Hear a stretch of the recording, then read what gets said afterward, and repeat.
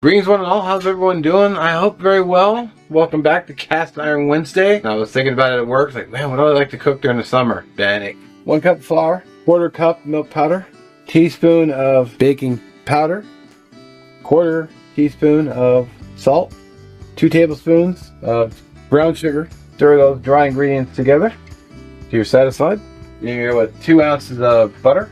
Then you use your dough cutter, you just cut the butter into the flour. 1/4 cup of water, then we're at 1/2 cup. You want it to look just like biscuit dough. Actually, that looks really good. If you're thinking about it, I could have just prepped them up on a, and then put them on, or prep them, and then put them on a piece of wax paper on a plate. So we get 3 in a little one. Kind of these Bannock. Oh, I got too dark. Well, maybe not too dark. Probably the Bannock. Oh man, so good. So damn good.